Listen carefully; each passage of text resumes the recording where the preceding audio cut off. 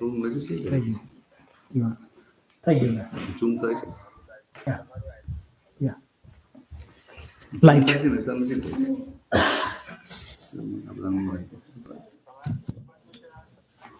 હું કરી દીધે ચાલો ઓફિશિયલી ચાલુ કરી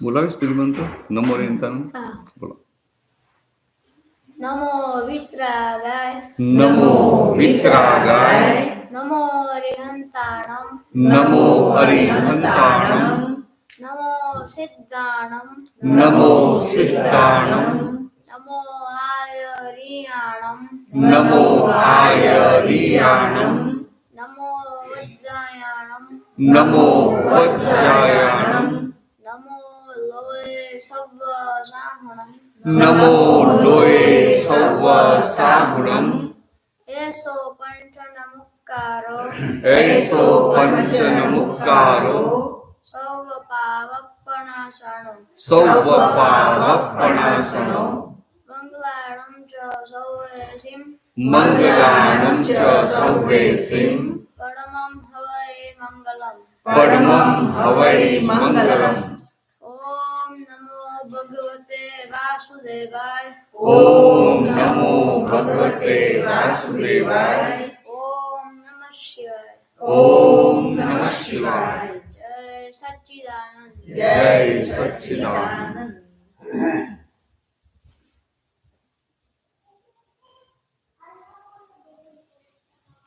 આ ત્રિમંત્ર બોલીએ ને એટલે આપણો ઓફિશિયલ સત્સંગ ચાલુ થયો હતો અને આ કેવું છે આમ વાત બહુ નાની છે પણ આપણા મગજમાં જાય ને પેલું એમ એક સિગ્નલ જાય કે હવે સત્સંગ ચાલુ થયો એટલે અંતસ્કરના લેવલે આપણી પરિણતિ સવરી થવા માંડે અને આમ જ બેઠા બેઠા વાત કરતા આવીએ ને તો બધું આમે જાય ને આમે જાય કેટલી સિમ્પલ વાત છે ને પણ એક દાદા ભગવાનનું આ બહુ મોટું આમ એમના માટે કશો ફરક નતો પડતો એમના માટે એમનો વ્યવહાર સત્સંગ રૂપ હતો આપણો સત્સંગ થોડો વ્યવહાર થઈ જાય કે ચાલો કે મનીષ સાહેબ કૌશલ સત્સંગ રાખ્યો ને એ આપણે ત્યાં દર વખત આવે છે એટલે આપણે ત્યાં તો જવું જ પડશે એટલે આપણો સત્સંગ વ્યવહાર થઈ જાય અને દાદા ભગવાનનો આખો વ્યવહાર સત્સંગ રૂપ હતો એટલે આ જે મન છે ને મનને જે બાઉન્ડ્રીમાં રાખવાનું કે આ તમને થાય કે હવે ચાલો સત્સંગ ચાલુ થયો ત્રિમંત્રો બોલાય એટલે સત્સંગ ચાલુ થયો એટલે મન ઓટોમેટિક બાઉન્ડ્રીમાં આવી જાય આ તમે સાદો દાખલો આપો કે અમે બધા દાદા પાસે રહેતા હતા સંભળાય છે ને ત્યાં સુધી પછી ક્યાંક જવાનું થાય ને કોઈને સ્કૂલે જવાનું હોય કોઈને કોલેજ જવાનું કોઈને ઓફિસ જવાનું હોય તો દા કે તમારે એકબીજાને કહીને જવું કે ભાઈ હું કોલેજ જઉં છું ને આટલા કોલેજ પતશે એટલે આટલા પાછો આવીશ તો કે તમે આટલું કહો ને બીજાને એટલે મન સમજી જાય કે આપણે હવે કોલેજ જવું છે પછી પાછા આવવાનું છે એટલે મન એ બાઉન્ડ્રી મારે પછી કોલેજ જતા જતા વચ્ચે બીજું કંઈક આમ બીજી આમ ડાયવર્ઝન થાય ને તો તરત અંદર ચેતવણી આવે કારણ કે નક્કી કર્યું છે ને બોલ્યા છે ખાલી અંદર નક્કી કરે અને બોલે વાણીથી બોલે બંનેમાં મોટો ફરક પડી જાય તમે ખાલી અંદર નક્કી કર્યું કે મારા સત્સંગમાં જવું છે તમે વાણીથી બોલો કે આજે હું સત્સંગમાં જવાનો છું તો તમારે આખું અંદર અંતસ્કરણમાં એ જાતના લેપાયમાન ભાવ ફરી વળે બરાબર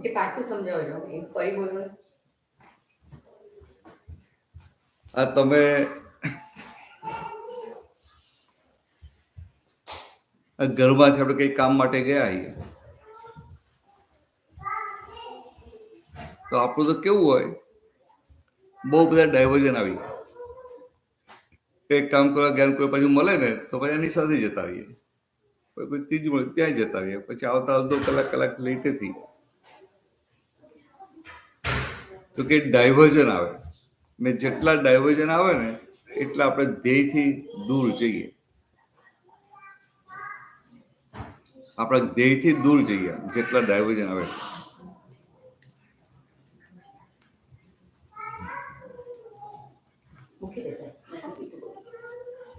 જરા કીધું હોય ને કે કોલેજથી આટલા કે પાછો આવીશ, એટલે કોલેજથી પાછો આવતો હોય એને ત્યાં ચાલો જ આવે હોટલમાં ખાઈ ખાઈને જઈએ, પછી તો મોટો થઈ જાય ને સત્સંગમાં, તો તરત પેલું મનમાં ત્યાં અંદર પેલું પ્રજ્ઞા ચેપે કે ભાઈ તે નક્કી શું કર્યું છે કે કોલેજથી સીધા સત્સંગમાં જવું છે. તો બધા નથી આવતા, ઓફિસ સીધા સત્સંગમાં જ આવે છે ને, એટલે એને ડાયવર્ઝન ના થાય. અને આમ કરતા કરતા એનું મન સ્ટ્રોંગ થાય ને સ્ટ્રોંગ મનનો પછી પોતે ઉપયોગ કરે અને એમાં કેટલાય પગથિયા ઉપર ચડે. પણ કેવું અમુક વસ્તુ એટલી સિમ્પલ છે પણ ઇફેક્ટિવ બહુ છે. તમારું મન એક મર્યાદામાં, એક બાઉન્ડ્રીમાં રહે તો ડેવલપ થાય. જ્ઞાનીને કશું ના હોય, કારણ કે ડેવલપ થઈ જ ગયું એટલે બાઉન્ડ્રીની જરૂર ના હોય. એમનું મન તો કેવું હોય, એટલું સુંદર હોય કે એમને હેરાન જ ના કરે. કે આમાં એક વિચાર આવે પછી કેટલી વાર બીજો વિચાર આવે, ત્રીજો વિચાર આવે, અને ભગવાન ભાવીને તેનાથી વધારે ટાઈમ, એટલે કે અમને ડિસ્ટર્બ જ ના કરે. તમે તો એ ચરણ વિધિ વાંચતા હો ને તો એ કેટલી વાર બીજા વિચારો આવી જાય કે ચિત્ત ક્યાંક કરી આવે.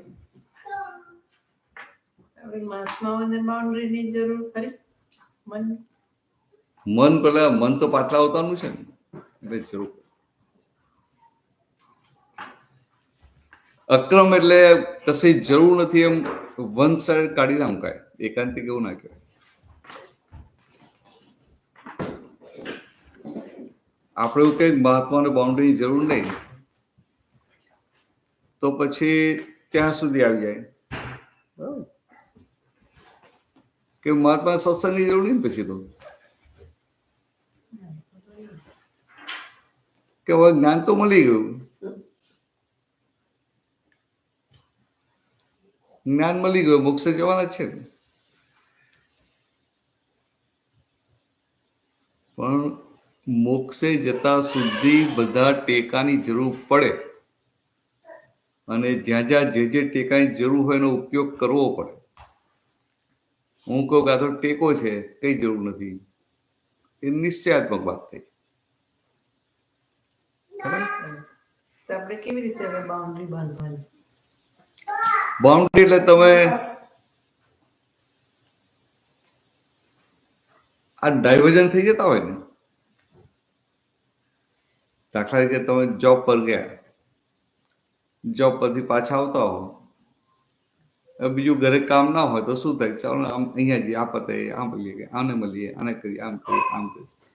એમ કરતા કરતા તમારો બધો સમય વ્યવહારમાં જતો રહે, અને વ્યવહાર કરતી વખત એટલી જાગૃતિ હોય નહીં કે તમારો સમય બગડે.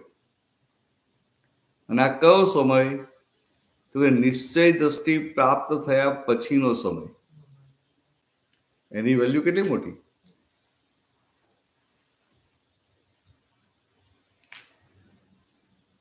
બહુ બધી આમ એ ડાયવર્ઝન આવી જાય.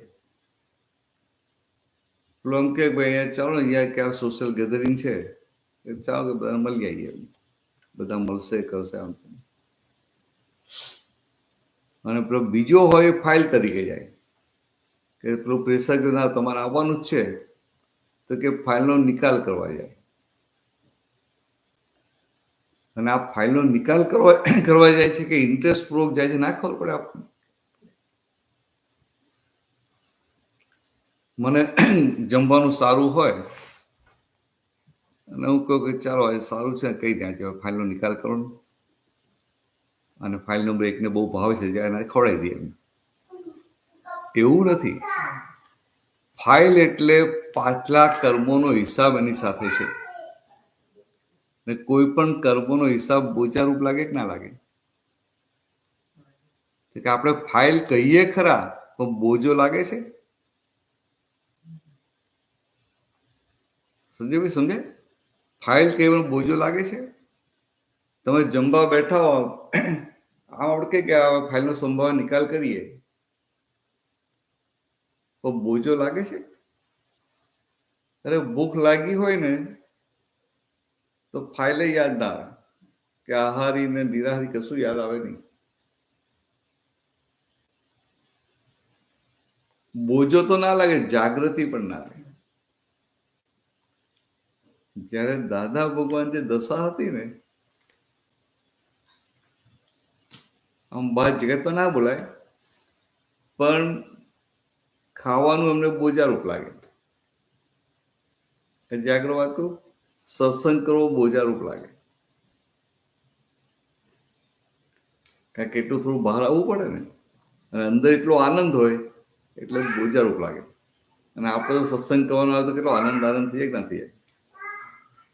તમારી આમ તમે જોબ કરો છો તો તમારે કોઈ કલીગ હોય, તમે એને વાત કરો, ઇન્ટરેસ્ટથી સાંભળે, તો ખાલી સાંભળે ને તો આનંદ થઈ જાય. હવે એ ફાઇલ છે, બોજો છે, કશું રહેશે? આ તો ખાલી સમજવા માટે કે એવું આપણે કઈ બોજો ઉભો નથી કરવાનો, પણ ખ્યાલ આવે કે આ જગતના એક એક સંજોગ બોજારૂપ લાગવા જોઈએ. પછી સાદા શબ્દોમાં એવું કે મોક્ષે જવા માટે પાત્ર કોણ કહેવાય?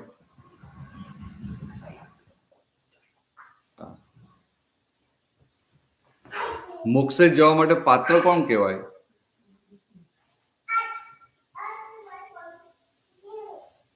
એટલે આપણે કે આ ઉપાદાન હોય ને, આ હોય ને, તેમ હોય, જાગૃતિ હોય ને, આ બ્રહ્મચર્ય હોય ને, આમ હોય, એવું નહીં. જેને સંસારના સુખો પણ બોજારૂપ લાગે ને, એ મોક્ષે જવા માટે પાત્ર. દુઃખો તો બધાને બોજારૂપ લાગે, પણ સુખ પણ જેને બોજારૂપ લાગે એ જાગૃત કહેવાય, અને એ મોક્ષ માટે પાત્ર કહેવાય.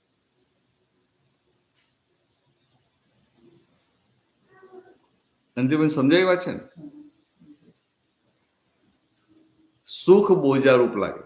આપણું અક્રમ છે એટલે આપણી આખી વાત જુદી છે, આપણે એટલું સિરિયસલી નથી લેતા, પણ એક સમજવા માટે તો કે સંસારનું કોઈ પણ સુખ છે વિનાશી સુખ છે કે નહીં? ટેમ્પરરી સુખ છે કે નહીં? તો વિનાશી સુખ બોજારૂપ ના લાગવું જોઈએ?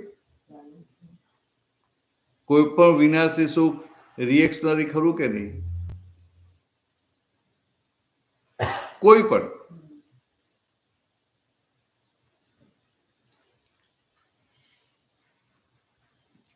તો કે એને સમજાય, એની જે વૃત્તિઓ પાછી ફરી હોય ને, અત્યાર સુધી અનંત અવતારથી એ સંસારના સુખો પાછળ ભટક કરતો હતો. હવે એને શુદ્ધાત્મા જે ભાન થયું, જે દરઅસલ સુખ ચાખ્યું, પરમનન્ટ હેપીનેસ, અવિનાશી સુખ ચાખ્યું, એના આધારે સંસારમાં સુખો હોય ખરા, એને ધક્કો ના મારે, એને ભોગવે ખરો, પણ એમાંની વૃત્તિઓ રહે નહીં. કે આ વૃત્તિઓ ફરી એટલે કામ થયું. અને વૃત્તિઓ ફરી એટલે બોજારૂપ લાગે કે ના લાગે? ચિત્તવૃત્તિ સંસારના વિનાશી સુખોમાંથી આત્માના પરમનન્ટ હેપીનેસ તરફ ગઈ એટલે એને બધું બોજારૂપ લાગે. આપણને જ્યાં ત્યાં આનંદ આવતો હોય.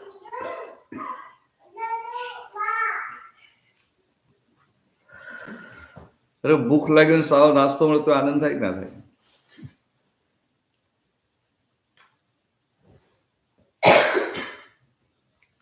હમણાં આવ્યો ને તો ફ્લાઇટમાં સ્નેક્સ આપ્યા ને, એમાં પેલું જંગલી સેન્ડવિચ ને પેલું સાથે પેલું સમોસા હતા. સમોસા સારા હતા, પેલી સેન્ડવિચ સારી, એટલે રોટલીમાં અંદર સાહેબ કરી નાખ્યું. બંને સારા હતા. તો મને થયું કે સારું આ બહુ સારો છે નાસ્તો. તો હું તો એક સમોસું ખાઈ ગયો ને પેલી અડધી સેન્ડવિચે ખાઈ ગયો. એટલે ખાધો એનો વાંધો નથી, પણ આજે લાગે કે બહુ સારું છે, બીજી એરલાઇન કરતા સારું છે. આને અહીંયા જાગૃતિની વાત છે. દાદા ખાય ખરા, પણ ક્યાંય એમને એવું લાગે નહીં. આ તો પેલો પ્રેક્ટિકલ અનુભવ થયો ને એટલે વાત કરું છું આપણને. અને આપણે તો શું થાય કે હવે બીજી વાર આ જ એરલાઇનમાં આવવું છે. હવે આ એરલાઇનમાં આવવું છે, કયા આધાર નક્કી થાય છે? તો કે આ સંસારી સુખની હજી બધી વૃત્તિઓ છે માટે. નહીં તો શું હોય, જે પણ એરલાઇનની ટિકિટ આવી વ્યવસ્થિત છે ને, હિસાબ જ પૂરો કરવાનો છે ને, તો ત્યાં ક્યાં નક્કી કરવાનું રહ્યું કે આ એરલાઇન કે આ એરલાઇનમાં જવું છે? વ્યવસ્થિતમાં શું હિસાબ આવે જ જોવાનો છે, બહુ રહે જ આવે. એટલે આ નાની નાની વસ્તુમાં આપણી જાગૃતિ ખબર પડે. એટલે દાદાએ આ કીધું કે અમારો વ્યવહાર જ સત્સંગ રૂપ હોય. તમે અમારો વ્યવહાર જુઓ ને એટલે ખબર પડી જાય. આપણા કેસમાં બધું પેન્ડિંગમાં જ જતો કારણ કે આ તો બધું મિસ થઈ ગયું. ના ના, તો આમ ધીરે ધીરે આ શું છે કે આપણું પછી અંદરનું સુખ ઓછું થાય એટલે તો માર ખાય એટલે જાગૃત થાય. કશો બીજો વાંધો નહીં. આ તો ખાલી એક સમજવા માટે વાત કરવાની. અને આપણે થોડું કમ્પેર તો કરવું પડે ને કે આપણું કેવું ચાલે છે. એ તો એ સતત એનું ઇવેલ્યુએશન તો થવું જ જોઈએ. રોજે રોજનું આમ તારણ તો નીકળવું જોઈએ ને કે ભાઈ આપણે કંઈક ઉપર ચડ્યા કે નહીં, કે પ્રગતિ થઈ કે ના થઈ, એમ તારણ તો કાઢવું. પણ પાછું કેવું છે કે અંદર એકવાર નિશ્ચય થયો ને કે આજ્ઞામાં જ રહેવું છે, અને એકવાર સમજાયું કે આ ટેમ્પરરી હેપીનેસ છે, વિનાશી સુખો છે, અને વિનાશી સુખો બધા રિએક્શન આપે. એટલે કે જેટલું વિનાશી સુખ ચાખ્યું એટલું રીપેમેન્ટ કરવું પડે. રીપેમેન્ટ કરવું પડે. એ કે આમ થાય કે ચાલો વેકેશન પડ્યું, ચાલો અહીંયા ફરી આવીએ, અહીંયા ફરી આવીએ ખરા. તો પછી જ્યાં મોટી ઉંમર થાય ને ત્યારે રીપેમેન્ટ આવે કે આગળ ના આવે. ધારો કે બહુ પેલું ગરીબ ખાનો ટેવ હોય ને, એમ પછી દાંત બગડે, પણ દાંત પાડે ને ચોખ્ખું આવે ને બધી પીડા થાય ને બધું, તો કે શું થયું? રીપેમેન્ટ આવ્યું.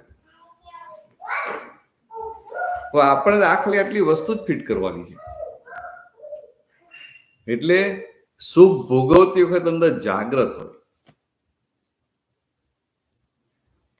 આજે 80 ધારા વ્રત કે ને તલવાની ધારા પર ચાલવા જેવું, તો કે આ સામે પ્રાપ્તને ખસેડતા નથી, અને છતાંય પ્રાપ્તને ભોગવે ખરો, અને છતાંય પ્રાપ્તમાં વૃત્તિ નથી. પ્રાપ્તને ખસેડતા નથી એટલે ક્રમિક માર્ગ હોય ને એમાં એને ભાવતું ખાવાનું આવે તો એ પછી થાળી ખસેડી નાખે કે ભાઈ આ જેમ ખાઈશ ને તો પછી હું ત્યાં મારું સ્લીપ થઈ શકે. જ્યારે આપણે જે સંજોગ સામે આવે એને ખસેડતા નથી, એને ભોગવીએ ખરા, પણ છતાં વૃત્તિઓ એમાં ના હોય. નિકાલ કરવા. હા, નિકાલ કરવાનો, બરાબર છે. ફાઇલનો સંભાવ નિકાલ કરવાનો. એ તો સારું થાય ને કે આપણે ફાઇલનો નિકાલ જ કરતા એવું લાગે. હમણાં વહુ હોય ને તમારું કયું કરે ને તો થાય કે આ ફાઇલ બહુ સારી છે અને મારે આનો નિકાલ થઈ જાય છે, સમજે? પછી બીજી હોય એ જ્યાં વાંકી હોય તો શું થાય? અહીંયા મને તકલીફ પડે તો ત્યાં નિકાલ કરો, અહીંયા નિકાલ કરો ને તો શું કે અહીંયા વાંધો નથી આવતો, અહીંયા તકલીફ પડે છે. હવે જે નિકાલ કરતા હોય એ બંને જગ્યાએ નિકાલ કરતા હોય. સીધું હોય ત્યાં નિકાલ કરે અને વાંકું હોય ત્યાં નિકાલ કરે, અને નિકાલ કરવાનો એને આનંદ હોય. કારણ કે નિકાલ કરતી વખતે શુદ્ધાત્મામાં રહેવું પડે. એટલે શુદ્ધાત્મામાં રહે એટલે આનંદ થયા વગર રહે નહીં.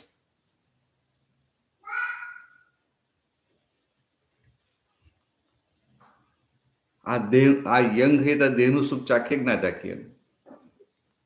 કેટલી મજા આવે. તને મજા જ આવે ને? હાથ પાડવાની તો મજા તો આવે જ ને? ના આવે? હાથ પગ ચાલતો હોય, થાક ના લાગતો હોય, કે માથું ના દુખતું હોય, કે ફરવા જવાનું હોય, કઈ કામ કરવાનું હોય, કઈ પણ હોય, કેવો ઉલ્લાસથી આનંદથી થાય કાંઈ. પણ પછી એ ઉંમર થાય 75-80 થાય પછી શું થાય? પછી તને કે તારા બધા છોકરા ચાલ પપ્પા ફરવા લઈ જવું, આપણે જઈએ આમ માઉન્ટેન આમ હાઇકિંગ કરી આવીએ, તો શું થાય? પછી તું જા, મારે નથી આવવું. સમજે? તો એક વખતે બહુ સારું લાગતું હતું, અને 25 વર્ષ પછી એ વસ્તુ તને થાય કે મારે નથી જવું. આટલું બધું ટેમ્પરરી છે.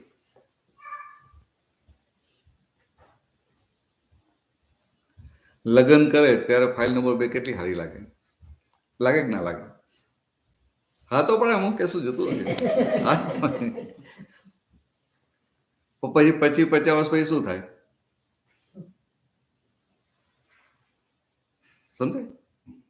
ને જે ફાઇલનો સંભાવ નિકાલ કરતો હોય ને, એને લગ્ન કરે ત્યારે સારું લાગે, 50 વર્ષ પછી સારું લાગે. એને સંભાવ નિકાલ કરે છે, સંભાવ નિકાલ કરે છે. આ વસ્તુ આવી શકે. દાદાએ આખી જિંદગી સંભાવે નિકાલ કર્યો છે, અને એ હદ સુધી કે સામાન્ય ખબર ના પડે કે આ દાદા નિકાલ કરે છે.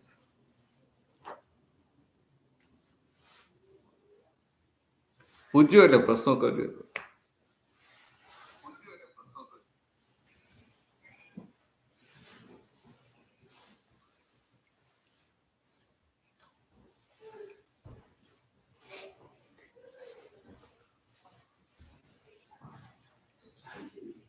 આજ્ઞાપૂર્વક વ્યવહાર હોય તો જ આનંદ આવે, નહીં? વ્યવહારમાં આપણે આજ્ઞા રહી હોય તો જ આનંદ થાય. જેટલું આજ્ઞામાં રહેવાય ને એટલો આનંદ વધે. એટલે આ શું કહેવા માંગે? આજ્ઞામાં રહીએ તો આનંદ વધે એટલે કે બહાર મનને ગમતું થયું કે ના ગમતું થયું, પણ આજ્ઞામાં રહે તો અંદર આનંદ રહે. અને આજ્ઞા ચૂક્યો એટલે પછી ગમતું કરવાનો પ્રયત્ન કરાવવા જાય, એટલે પછી વ્યવસ્થિત આજ્ઞા ચૂકે, એક પછી એક આજ્ઞા ચૂકવા મળે.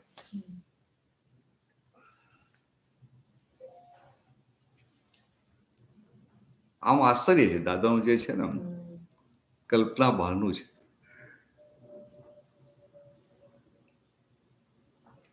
પણ દાદા આટલું કે અત્યારે ઝવેરી પણ હું નથી. કે ઝવેરી પણ એટલે કે આમ હીરાની કિંમત કરતા આવડે નહીં, સાચી કિંમત કરતા ના આવડે. એટલે કે ખોટા હીરાને હીરો કે હીરાની કિંમત ના હોય. પછી લાઇટલી કઈ ખરા કે ઝવેરીને કિંમત નથી, એટલે અમારે જાતે બોલવું પડે છે. હવે આ જે જાતે બોલવાનું કહે છે ને, તો એમાં યાર આપણે નવાઈ લાગે કે એટલું આમ એ હોય ને કે આમ એમાં અહંકારની છાંટ ના હોય.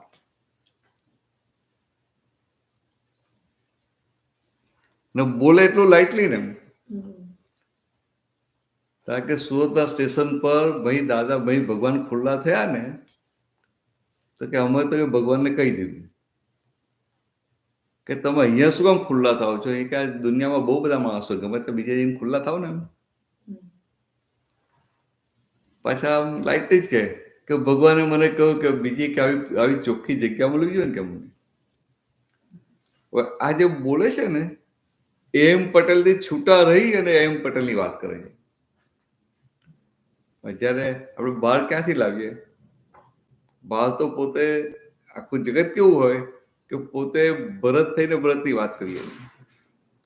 જરા એમ પટેલ છૂટા પડી અને એમ પટેલના ગુણો કે, અને પાછું કેવું કે આમ કેટલી બધી વસ્તુઓ જ્ઞાન પહેલા થઈ ગયેલી. આપણે આજે પ્રાર્થનામાં બોલીએ કે પ્રાપ્ત મન વચન કાયાથી આ જગતના કોઈ પણ જીવને કિંચિત માત્ર પણ દુઃખ ન હો ન હો ન હો. આપણે બોલીએ ખરા, પણ મોટા ભાગનું આપણું મિકેનિકલ હોય.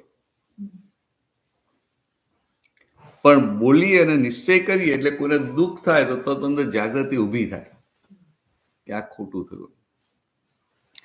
પણ દાદાને તો ચારિત્રમાં આવેલું હતું. આપણે પેલો એક્ઝામ્પલ વાંચીએ, દાદાને જ્ઞાન થતા પહેલા રાતે ઘરે મોડા આવ્યા હોય તો પેલા કૂતરા સૂઈ ગયા હોય તો કૂતરાની ઊંઘ બગડે નહીં એટલે બૂટ બહાર કાઢી અને હાથમાં પકડીને જતા. આ સમજાય કે હારું કેટલી જાગૃતિ છે કે મારા મનથી, વાણીથી, કાયાથી કોઈને દુઃખ ના થાય. એટલે એમની દુઃખ થાય એવી હિંસક વાણી તો હોય જ નહીં પાછી. અને બીજી બાજુ જેમના પરિચયમાં આવ્યો ત્યાં એમની ખટપટ હોય એટલે એનો રોગ કાઢવા માટે કડક વાણી નીકળે ખરી, પણ એ વાણીના માલિક ના થાય, બોલનારા ના થાય. એટલે વાણી કડક હોય ને તો પેલાને ગમે, એને આનંદ થાય કે આજે મારો રોગ નીકળશે. અને વ્યવહારમાં આપણે બોલો ને કડક વાણી, પેલો સામે એની તરત ચોપડાવી જ દે. કેશ બેંક હોય ને બહાર, જ્યારે આ દાદા માલિકી ભાવ નહીં, બોલનારા નહીં, હું બોલું છું એવું નહીં, કે મારે આનો રોગ કાઢવો છે એવું ના હોય, મારે એને સમજાવવું છે એવું ના હોય. આપણા તો કોઈ મળે તો ના ઉભું થઈ લાવો એને સમજાવી દઈએ, એને વાત કરીએ, એને કન્વિન્સ કરીએ. પાછા આપણે કહીએ ખરા કે સત્સંગ બહુ સારો છે, તમે આવજો. એટલે આ બધું ઇમોશનલ પણ કહેવાય. આપણામાં હોય, દાદા ભગવાનમાં ના હોય. દાદા તો શરૂઆતમાં શું કે પેલો હસબન્ડ જ્ઞાન લઈ જાય એટલે એને તો બહુ ઉલ્લાસ છે કે બધાને લઈ આવો, મારી પત્ની લઈ આવો, છોકરાને લઈ આવો, મા બાપને લઈ આવો, ભાઈ પેલા કઝિન હોય, કાકા હોય, મામા હોય, બધાને મિત્રોને બધાને લઈ આવો. તો શરૂઆતમાં દાદા છૂટ નતા આપતા. દાદા કે ભાઈ તું શાંતિ રાખ, તું જ્ઞાનને પચાવ શાંતિથી, પછી તારા વ્યવહારમાં ફરક લાગે અને તારી પત્ની પૂછે, વાઈફ પૂછે કે ભાઈ શું છે તમે બદલાઈ ગયા, ત્યારે કહેવાનું કે આ જ્ઞાની પૂછે કે ત્યાં હું જોઉં છું. પછી એને આવવાનું મન થાય તમને કે લઈ આવવાના. આ તમારું અંદરનું આખું સેન્સિટિવ પણ ઉડાડી મૂકે.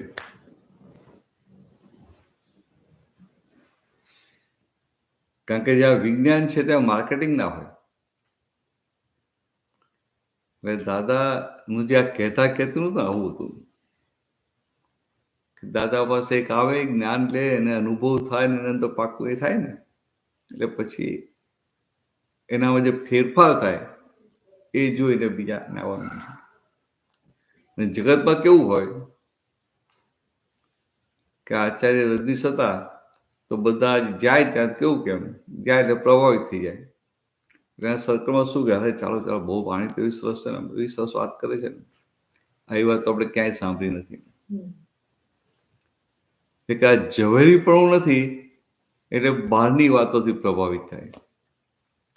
અને જ્યાં ઝવેરી હોય એ દશાથી એના વિનય ઉભો થયેલો હોય, દશાથી પ્રભાવિત થાય. એટલે બહુ મોટો ફરક છે, આસમાન જમીનનો ફરક છે. સમજાય છે ને? બસ સિરિયસ ના થઈ જતા તો દશા ઓળખાય એવી પાછી આપણી અંદરની દશા ના હોય કે આપણી દશા હવે ધીરે ધીરે વધે ને. દાદા પાસે ત્યાં કઈ ખબર હોય નહીં એમ, ધીરે ધીરે પછી એ ધીરે ધીરે ઝવેરી પણ ખુલ્લું થતું જાય.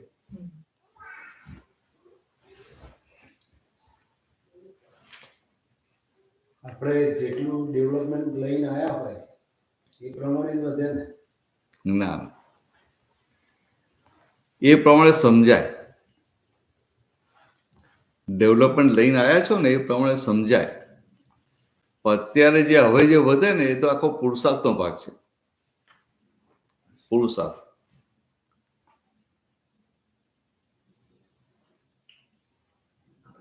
એ જે ડેવલપમેન્ટ જે ઉપાદાન લઈને આવ્યા ને એ ઉપાદાનના આધારે વાત સમજાય. પણ એ ડેવલપમેન્ટ વધે ક્યારે? એનો રાઈટ ડિરેક્શનમાં પુરુષાર્થ થાય ત્યારે.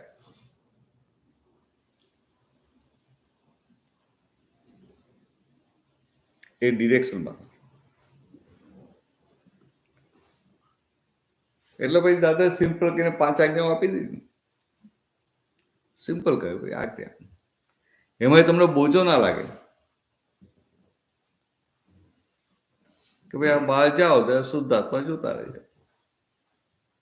આવું લાગે પછી એમનું ઇફેક્ટિવ કેટલું બધું છે. આ 4 વર્ષ પહેલા હું નાઇજીરિયા હતો ને, તો આપ તો કેશવાનંદજી છે ને, એમના બેન ત્યાં છે. તેમનું સન ચિરાગ ને એના વાઈફ આનંદા. તે આનંદાનું કેવું હોય, એમ હું ત્યાં જઉં એટલે એકાદ દિવસ સત્સંગમાં હાજરી આપીએ અથવા એના ઘરે બ્રેકફાસ્ટ માટે કે લંચ માટે બોલાવે. વ્યવહાર બધો કરે, પ્રેમથી હાર્ટીલી કરે, બાકી બીજો ઇન્ટરેસ્ટ નહીં એને. તો હું ત્યાં ગયો તો 7 થી 9 નો ટાઈમ હોય, 7 વાગે આવી ગઈ. મને એમ કે 10-15 મિનિટમાં જતી રહેશે. છેક 9 વાગ્યા સુધી બેઠી.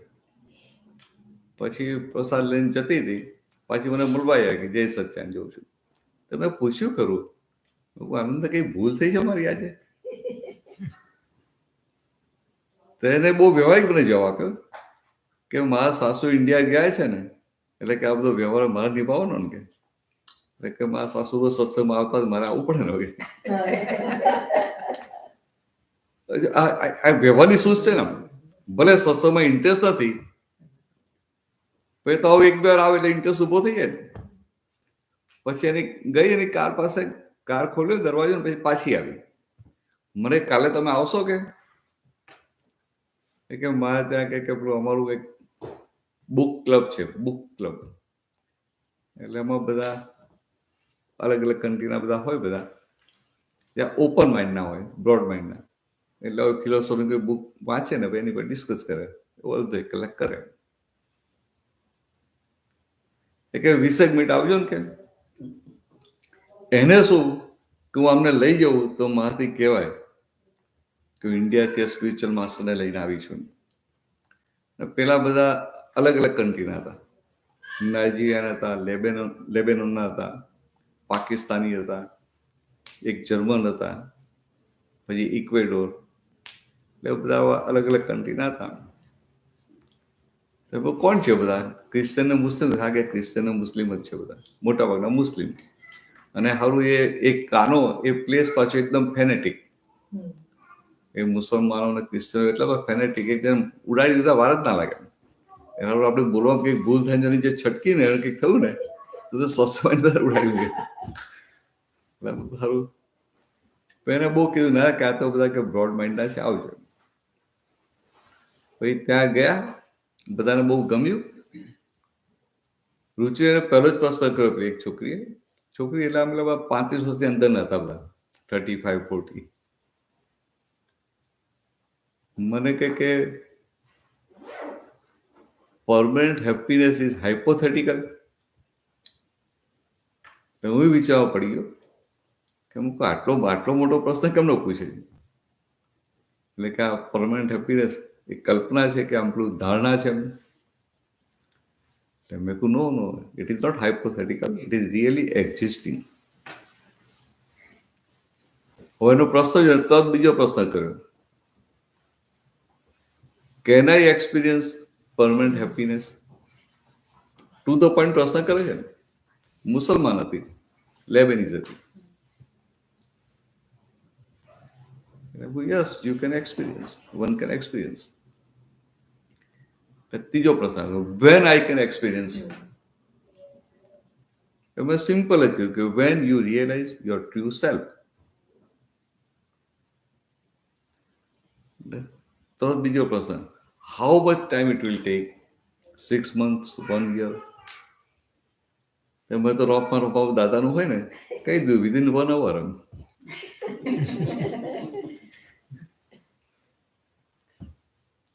એટલે કે ઓ આઈ વોન્ટ ટુ એક્સપિરિયન્સ. બહુ હાર્ટીલી ને સિન્સિયરલી કહેતા હતા. હું વિચારવું પડે હવે છટકવું કેમ?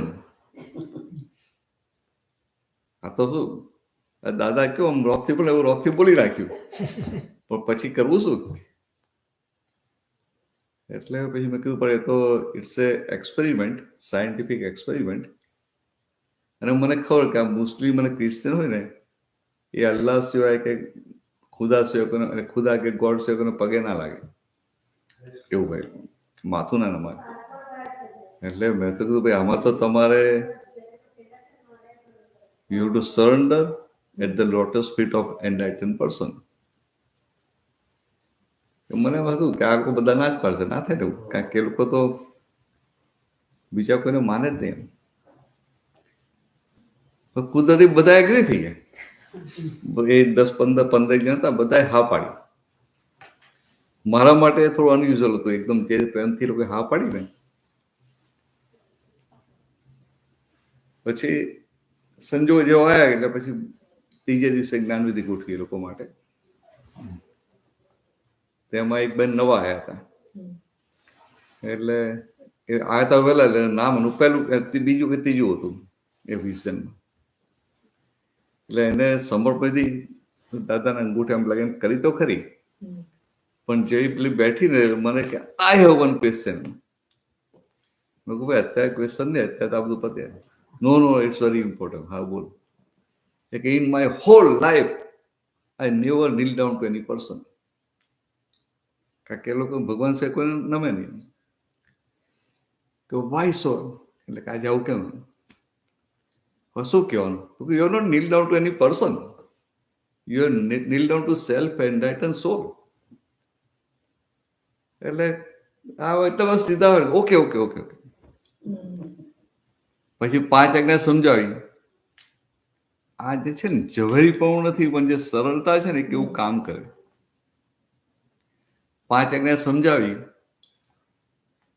એટલે મેં કહ્યું રાતના એમ કહું દાદાના ફેસનું નિદર્શન કરીને હું શુદ્ધાત્મા આઈ એમ પ્યોર સોલ બોલતા બોલતા હોઈ ગયો. એ બધા થોડું ગુજરાતી હિન્દી આવડે નહીં ને પાછું. એટલે એક છોકરી કે how I will remember his face. હવે સારું અનએક્સપેક્ટેડ થયું, મારી પાસે ઇંગ્લિશમાં બુક નહીં, કશું જ નહોતું. એટલે અમે તો પેલું સિમ્પલ નિશ્ચય ચરણથી સિમ્પલ કરી અને એની પ્રિન્ટ લઈને ક્લિપ પાઈને આપી દઈએ લોકોને. એમાં દાનો ફોટો મૂકવાનો ભૂલી ગયા હતા. સારું આઈ એમ સોરી, મેં કહું તો આ બુક્સ ફોટા લાવ્યો નથી. તો પેલી છોકરી કે can I take picture of this frame? હા લઈ લે ચાલ. એ બધા ફોટા પાડી દીધા. પછી બીજે દિવસે આવે ને તો અનુભવમાં શું કીધું, મેં પૂછ્યું કે રાતના બધું પાકું કર્યા એકદમ. આ લોકો એકદમ સીધા, તમે કંઈક ગપચાવી નાખો, એ કશું ગપચાવે નહીં. હું રાતના ધ્યાન કરેલું તો ક્યાંક કરેલું. દાદાનો ફેસ યાદ આવતો હતો તો એને શું કીધું કે રાતના હું સુઈ ગઈ ને, I was waiting for my husband to sleep and when he started snoring, મેં કે આ મોબાઈલ કાઢ્યો, દાનું પિક્ચર કાઢ્યું, પછી દાનું પિક્ચર જોયું, then I close my eyes and I say I am pure soul, I am pure soul. Then again I open my eyes, I see I am pure soul, I am સુઈ ગઈ. આ sincerity છે ને, sincerity, ઉપાદાન નથી પણ sincerity છે. પછી મેં પૂછ્યું તો તને આજે કેવું રહ્યું આખા દિવસમાં? તો કે I am in permanent happiness. સમજ્યા વગર બોલે તો એને પેલું રોજ કરતા જુદું લાગે ને, એટલે કે I am in permanent happiness, I am enjoying permanent happiness and I am seeing pure soul Dada Bhagwan in all life. કેમ ઓલ લાઈફ એટલે કે ઓલ લિવિંગ બી. કેમ હવે કેટલું કહેવાય એમ, હવે ઉપાદાન છે, ઉપાદાન નથી, પણ આ જે સિન્સિયરિટી છે એ કહ્યું કે આ દાદાની આ 5 આજ્ઞા છે ને, દાદાએ કહ્યું એ પણ કરવાનું છે એટલે કરી. એટલે આમ ક્યારેક બીક લાગે આપણને. પેલો પાકિસ્તાની હોય, મુસલમાનો છે, આપણી ઇક્વેડોરની હતી એ ક્રિશ્ચન હતી, જર્મન હતી એ ક્રિશ્ચન હતી, પરણીતી મુસલમાન. લેબેનિઝ તો લેબેનિઝમાં ક્રિશ્ચન મુસ્લિમ એવા હોય, અને નાઇજીરિયન બધી મુસ્લિમ જ હતી. પછી એક લેડી મને કહે કે I want to experience my self, my true self, but in private. એટલે ખાલી મેં પૂછ્યું વાય ઇન પ્રાઇવેટ? તો શું કે if my husband will come to know he will beat me, he will તલાક મી. ત્યારે બહુ ફેનાટિક એકદમ. પણ છતાંય આ લોકોની સિન્સિયરિટી કેટલી મોટી છે, અને જ્યાં સિન્સિયરિટી છે ને ત્યાં પછી અંદર પરિણામ પામે.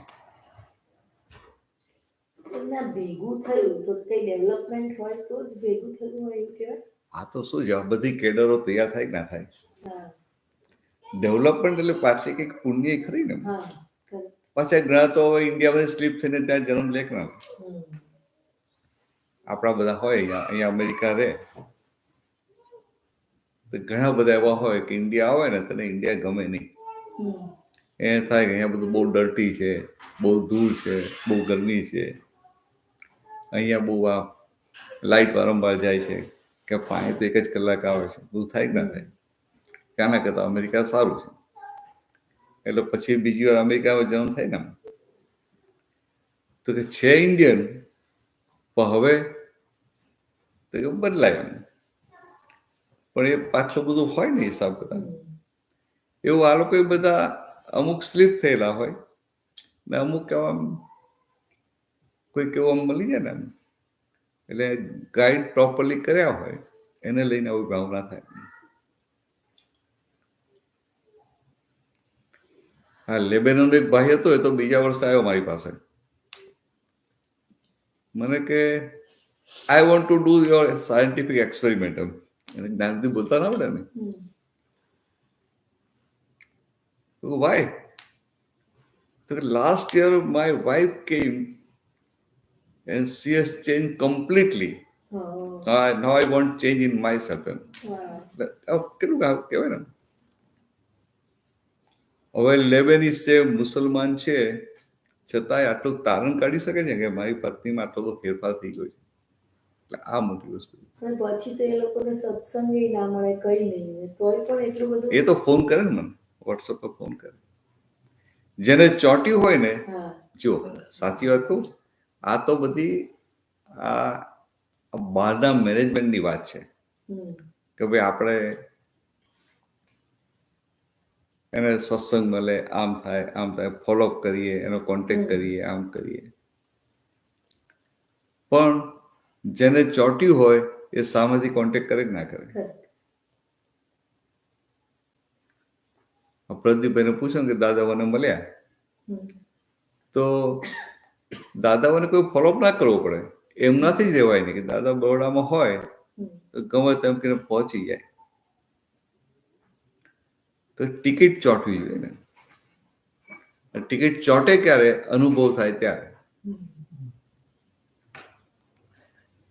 એટલે પછી એને એકવાર અંદર જે શાંતિ ઊભી થઈને જે આનંદ થયો ને, એટલે પછી એ ઓટોમેટિક કોન્ટેક્ટમાં રહે. આપણે મહેનત કરવી ના પડે. આપણું આત્મવિજ્ઞાન મહેનત કરવાનું છે જ નહીં. પછી કોઈ મજબૂત થઈને કરવી હોય તો ના કરે, એનો વાંધો નહીં.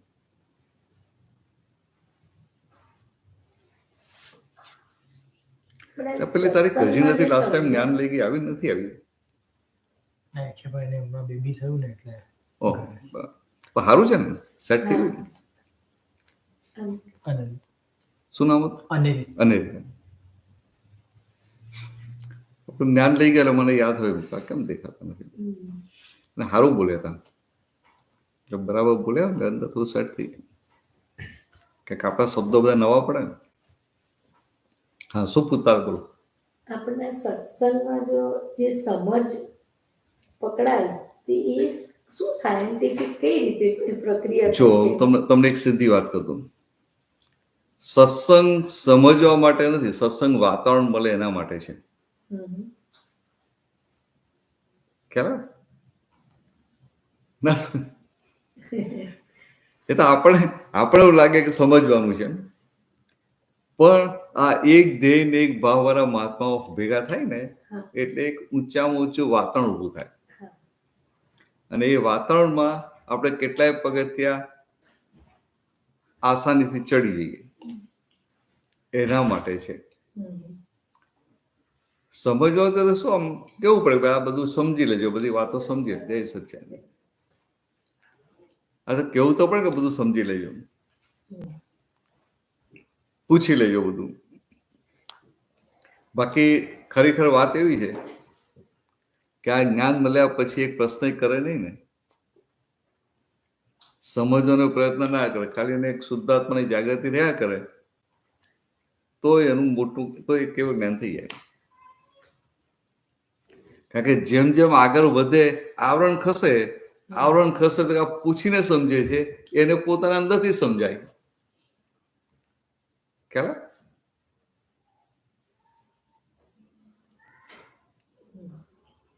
જેમ જેમ તમારું આવરણ ખસે એટલે તમને જાતે જ દેખાય ને. આપ પૂછો ને તમને ગેર પડે, અને જાતે ગેર પડે. જય સચ્ચાઈ.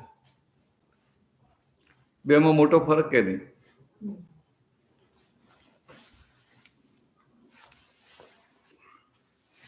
સારું છે ને બધું? પેલી બંને મજામાં છે?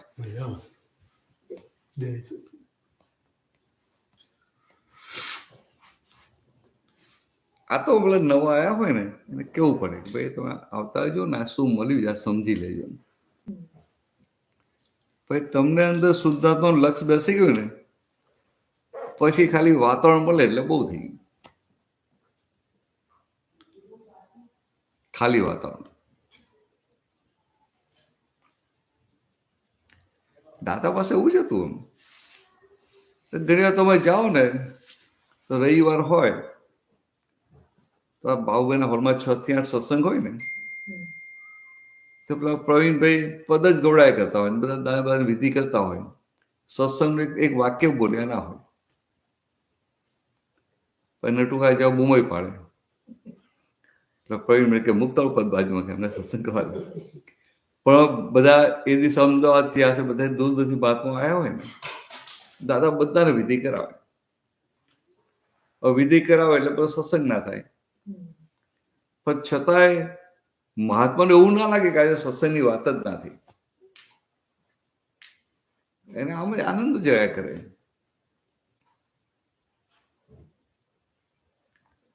અલ્ટિમેટલી તો આનંદ જ જોઈએ છે ને,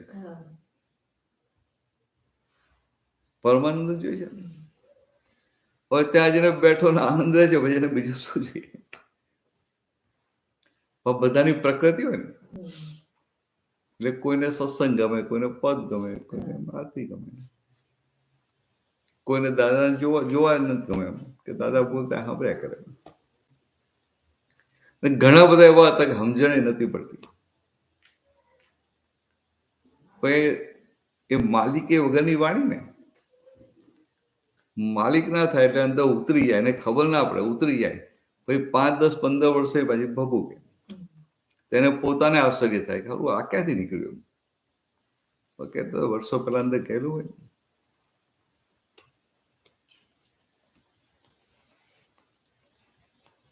તો પેલી બંને પોરીઓ લઈ આવી છોકરીઓ. કાલે યુથના સત્સંગમાં મોકલજો. હા. આ તો ગાડીમાં પેલી ગાડી ફૂલ થાય, પેટ્રોલના પૈસા વસૂલ થાય ને, ભાવ વધી ગયા ને. સાચી વાત. હવે ઇન્ટરેસ્ટ ઓછો થયો રે અમદાવાદથી આવ્યા પછી થોડો. કોને છોકરીઓ ખબર નહીં હવે તો એમને પૂછવું પડે. એમને પૂછવું પડે. પાછા હવે તો ભણી લીધું બધાએ. હા ભણે છે ને એ તો. નાની પણ? એ બીજા વર્ષમાં એ. ઓહ. પણ એમની છોકરી મને એટલા માટે યાદ રહી ગયેલી, બહુ નાની હતી, જોધપુરમાં, તિવરીમાં. એ મને કોની ગોળ લગાવી આપે કે મારે ઘરે આવજો, મારે ઘરે આવજો. પછી હું તમને આ હોટલમાં જમવા લઈ જાય, અહીંયા લઈ જઈશ, અહીંયા લઈ જઈશ. દિલથી હાર્ટલી પ્રેમથી કેમ પહેને થાય કે મારે ત્યાં આવે એમ. મેં કહું આને માર્કેટિંગમાં મોકલવા જઈશ પછી.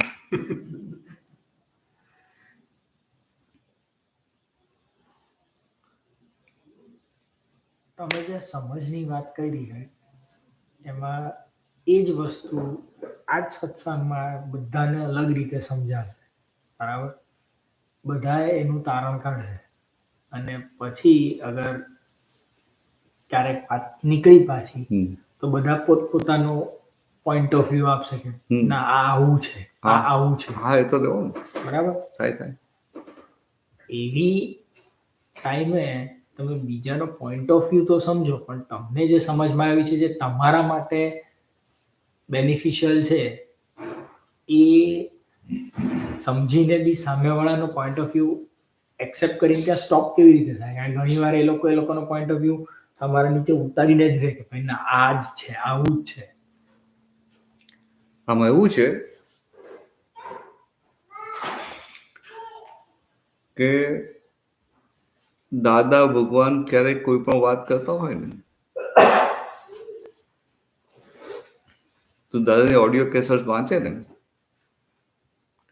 એમને વાણીમાં કોઈ પણ જગ્યાએ ભાર મૂકવો ના પડે.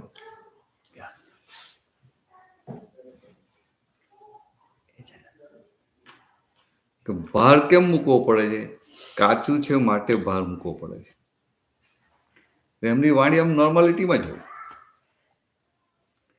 ને કોઈ જગ્યાએ ઇમોશનલ જ ના થાય. આમ એકદમ ઝીણી ઝીણી વાત થાય ને સત્સંગ તો એકદમ નોર્મલ રીતે જ બોલતા હોય અને આપણે થાય જો આજે બહુ મોટી વાત કરી ગઈ, આજે બહુ સસ્વાત નીકળ્યો થાય ને. કાલે નતું કે પેલી વાત કહી કે ફોડ ના પાડી, અમારે કે ફોડ પાડવાનો અમારો ધંધો નથી. તું નતો ને પણ વાત કરી છે ને ખુશ્બુ તને કરી હતી તો સારું છે.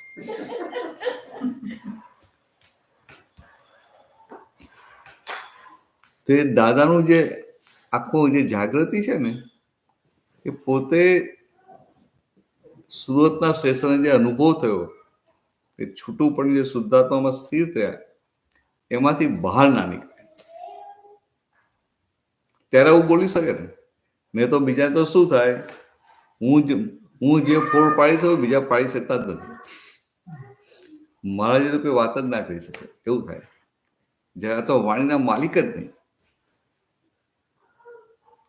એટલે પેલા ઉપરથી સામે વાળો કે દાદા તમે બહુ એટલા આજે સસેવા ફોડ પાડે ને, હવે તો કે આજે તો પેલા તો સિરાઈ જેમ ઉતરી ગયું તોય ડિલિવરી લે નહીં. આટલું બહારથી આટલું સારું થવા છતાં પોતે એની ટપાલ સ્વીકારે નહીં. અને કેવી કેવી જબરજસ્ત જાગૃતિ કહેવાય કે શું કે અમારો ધંધો જ નથી, અમારો ધંધો તો જ્ઞાતાસ્થા રહેવાનો છે. હજી પોતાના ધંધા માટે આટલા જાગૃત હોય ક્યારેય ખોટ જ ના ખાય. પણ આપણે જાગૃત છીએ આપણા ધંધા માટે?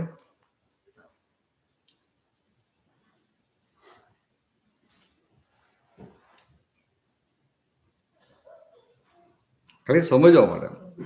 આપણે નિરાશ થવાની જરૂર નથી, પણ એક સમજવાનું છે કે દાદા સિમ્પલ ભાષામાં કહી દીધા કે હજી તમારી પાસેરામાં પહેલી પૂણી છે. પાસેરામાં પહેલી પૂણી ખબર પડે ને? ના પડે. કોટન હોય ને, કોટન લાઇટ વેઇટ હોય ને, એમાં પેલી પૂણી કાંતે ને તો 100 ગ્રામમાં તો કેટલી બધી પૂણીઓ થઈ જાય, 100 ઉપર થઈ જાય.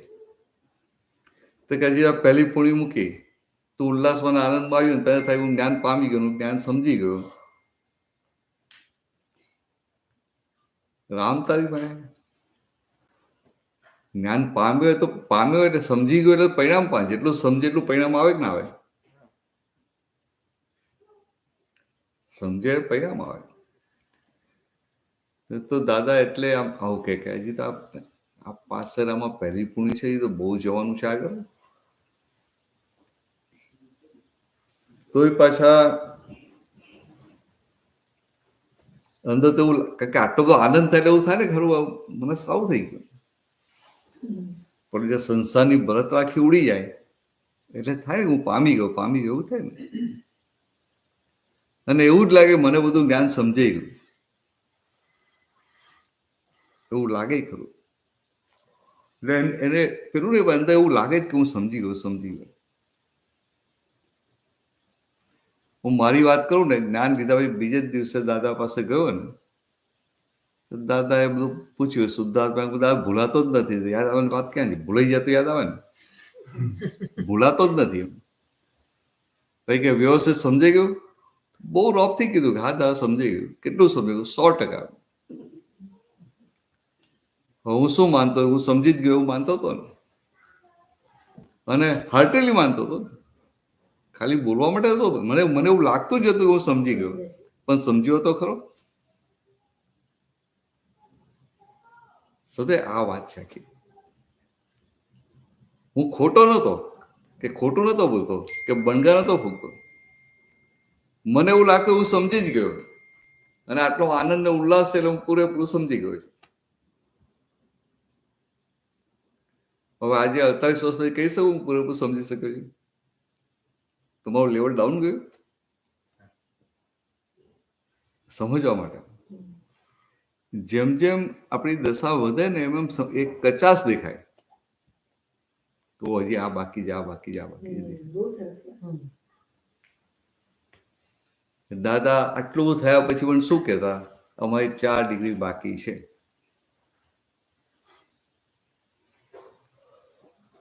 ચાર ડિગ્રી બાકી છે. પછી કે સિમંદર સ્વામી અમારા ઉપરી, અમે 356 ડિગ્રી, મેં તો 360 ડિગ્રી. બોલે ના બોલે? તો બાકી એક પદ ગળો ને આજે ક્વેશ્ચન છે, આ ડિગ્રીમાં કે મેઝરમેન્ટ કરે છે તમારી અવેરનેસ? તો ફૂટમાં કરવું જોઈએ ને, કિલોમીટરમાં, માઇલમાં કરવું પડે. એ તો હવે જો આ વ્યૂ પોઈન્ટ હોય ને, બધા વ્યૂ પોઈન્ટ એટલે આ સેન્ટરમાં આવે એટલે વ્યૂ પોઈન્ટ વગર નો થાય. પણ સેન્ટરમાં આવે એટલે કે બધા વ્યૂ પોઈન્ટથી પોતે મુક્ત થાય, ત્યારે બધાના વ્યૂ પોઈન્ટ એને એઝ ઇટ ઇઝ દેખાય. સેન્ટરમાં તો સર્કલની બી 360 ડિગ્રી ને એટલે ડિગ્રી કહી. અને આમ ચાલવાનો રસ્તો હોત તો પછી કિલોમીટર કે માઇલ બોલ્યા હોય. દાદાના જે વાક્યો નીકળે છે ને આમ તો જ્ઞાનમાં જોઈને નીકળ્યા હોય ને એટલે એટલું પરફેક્ટ હોય એમ. હવે તમે આપણે જોઈએ ને મોક્ષ માર્ગમાં પણ બધા નહીં હોય કે નહીં એટલે આ વ્યૂ પોઈન્ટ દ્રષ્ટિબિંદુ. 4 degree is a pretty exact number. 10 degree બાકી છે, 5 ડિગ્રી, 2 ડિગ્રી બાકી. એ દાદાએ પછી શું વાત કરી ખબર છે? કે આ જ્ઞાન થયું ને પછી કે આ મહિલા ભગવાને અમારામાં તો ભૂલો હતી જ નહીં. એમ એ વ્યવહાર એટલો બધો ઉત્કૃષ્ટ લઈ આવેલા કે કોઈ વ્યક્તિ એમની જોડે ને જોડે 6 મહિના રહે ને દિવસ રાત, તો વ્યવહારમાં એમની કોઈ ભૂલ શોધી શકે નહીં. એટલે આ ટોપ લેવલનું હતું. પછી શું કીધું કે આ મહિલા દાદા ભગવાન આ એમ પટેલની ભૂલો બતાવે છે. એટલે અમને સમજ્યું કે આ જે 356 અંદર છે 360 છે. એટલે કે અમને અમારી કલ્પનામાં ના આવે એવી ભૂલો પણ એ બતાવે. ભલે એ ભૂલો બહુ સૂક્ષ્મતર લેવલની હોય, જગતના કોઈ જીવને હરકત કરતા ના હોય, ફક્ત અમારા કેવળ જ્ઞાનને બાધક છે. એટલે એમને કહ્યું કે આ કહું તો 356 ખાલી 4 જ ડિગ્રી બાકી રહી. હવે 360 4 ડિગ્રી બાકી રહી એટલે આપણા જેવા જડ માટે તો 360 જ થઈ ગઈ ને. આપણે ક્યાં 1 ડિગ્રી માપતા આવડે? એટલે આપણા માટે 360 ને. એટલે પછી દાદા કહે ખરા કે તમે અમને સંત માનશો તમને એવો ફાયદો થશે, જ્ઞાની માનશો તો એવો ફાયદો થશે, ને તમે અમને તીર્થંકર માનશો તો એવો ફાયદો થશે. કે ખરા કે અમે તીર્થંકર નથી, પણ કે 4 ડિગ્રી બાકી છે, કશો ફરક રહ્યો નથી, તમને એવો ફાયદો થશે. હવે આ જે વસ્તુ છે ને કે દાદા ભગવાન તમામ પ્રકારના વ્યૂ પોઈન્ટમાંથી બહાર આવે. આપણે નાની નાની બાબતમાં વ્યૂ પોઈન્ટ હોય કે ના હોય. એટલે કે સારું કામ કરો તો પેલા બ્રાહ્મણ પાસે પેલા ચોગડીઓ કઢાઈએ, મુહૂર્ત કઢાઈએ, તો આ શું છે? વ્યૂ પોઈન્ટ નથી. આ તો બધા જેવું કરતા આપણે કરીએ એટલે આપણે વ્યૂ પોઈન્ટ લાગે નહીં. આ દાદા જ્ઞાન આપે ને પેલી આજ્ઞા સમજાવે, પહેલી 2 આજ્ઞા સમજાવે તો પેલો આમ કે ભાઈ રિલેટિવ પણ ને રિયલ વ્યૂ પોઈન્ટ, કે આ બધા માણસો મળે રિલેટિવ રિયલ જોજો. પછી રસ્તામાં જતા હોય ને કૂતરો મળે કે તો જ જોવાનું, ને બિલાડી આડી ઉતરે તો એ શું જોવાનું કે રિલેટિવ પણ બિલાડી છે, રિયલ વ્યૂ પણ શુદ્ધ આત્મા છે. પછી ધીરે મૂકે કે બિલાડીમાં શુદ્ધ આત્મા દેખાય તો અપસુકન થાય. પહેલા બિલાડી દેખાતી હતી માટે અપસુકન થતા હતા. હવે ભગવાન દેખાય તો અપસુકન થાય કે સુકન થયા? એટલે આખો વ્યૂ પોઈન્ટ માંથી બહાર આવી ગયા. આખી તમામ પ્રકારની સાયકોલોજીકલ ઇફેક્ટ માંથી બહાર આવી જઈએ. અને આમ જોવા જઈએ તો વર્લ્ડ શું છે? It's simply psychological effect.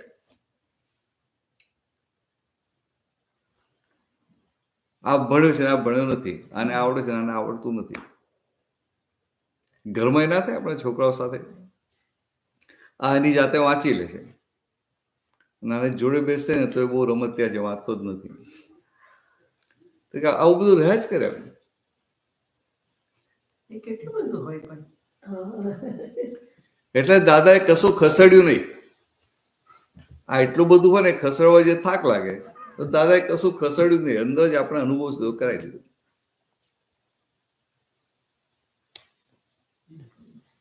એટલે આ રિલેટિવ વ્યૂ પોઈન્ટમાં બધું મૂકી દીધું ને હું રિયલ બધું એટલે કમ્પ્લીટ જ.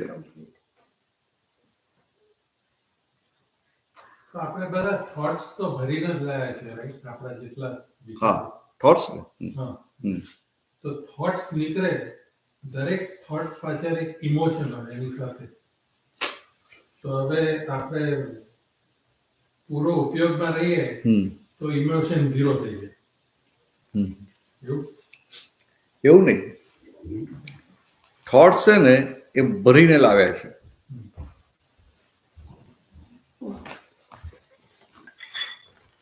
એ વાત બરાબર. થોટ્સ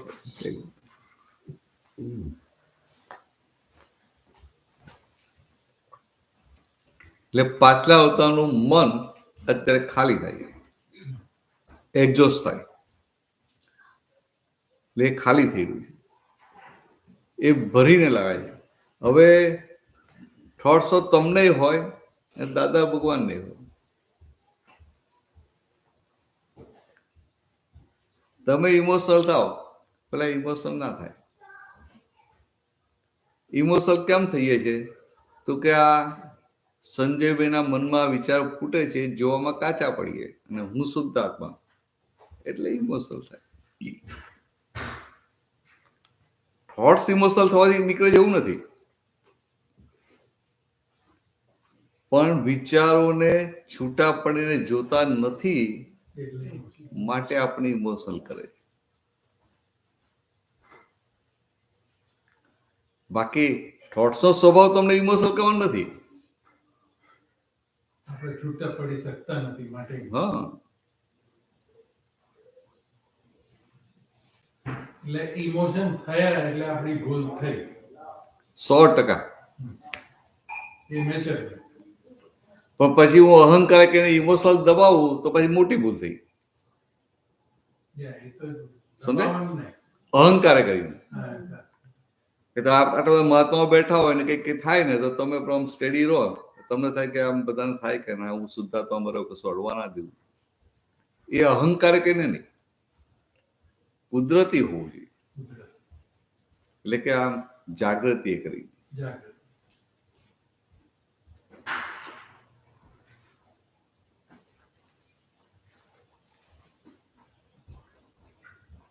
આપણે બધા મહાત્માઓ સાથે જ બેઠા હોય જમવા માટે, અને આપણે ગમતી આઈટમ આવી હોય હમ. તો આપણને જ્યારે બે બધા લેવાનું મન થાય કે ના થાય?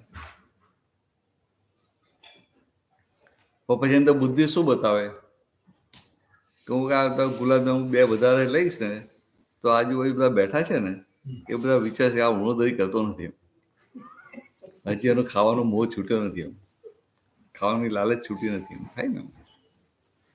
એટલે અહંકાર કે એને દબાવે છે. ત્યારે દાદા ભગવાને જ્ઞાને કે નિકાલ કરવાની વાત કરી. સમજાય? બહુ મોટો ફરક છે.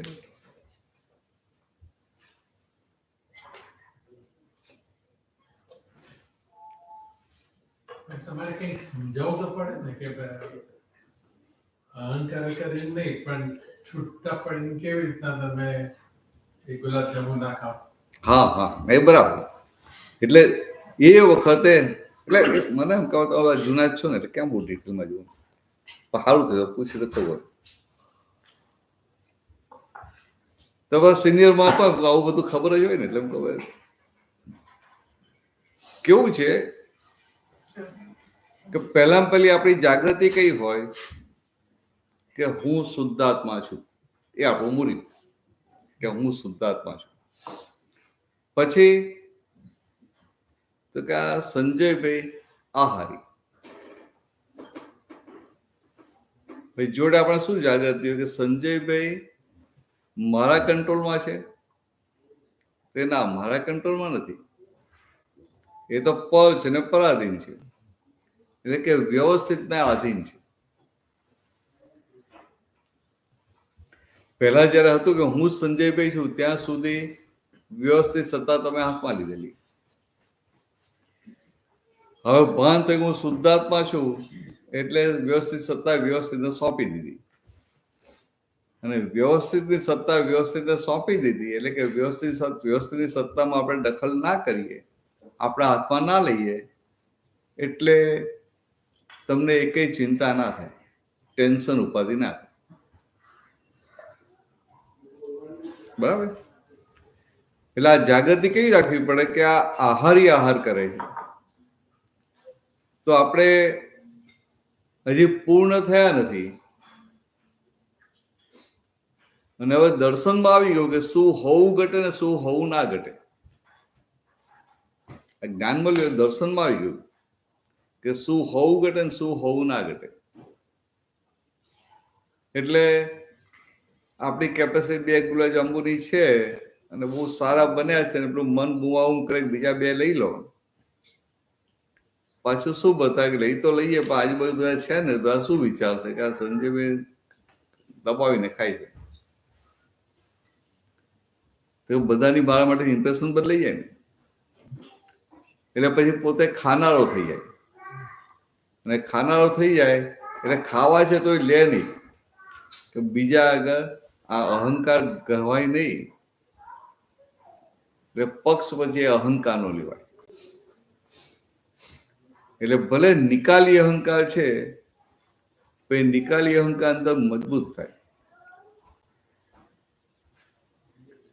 અને જ્ઞાનમાં તો કેવું હોય કે સંજયભાઈને કેવું પડે કે ભાઈ આ જૂના થોડું ડાયાબિટીસ આવ્યું છે અને આ બધી તકલીફ પડે છે તો થોડા માપમાં રહો ને, કે ના ખબર કે થોડા માપમાં રહો, કે આવી વાત જ કરવાની. વાત કરો એટલે તમારું છૂટા પણ પરફેક્ટ થાય.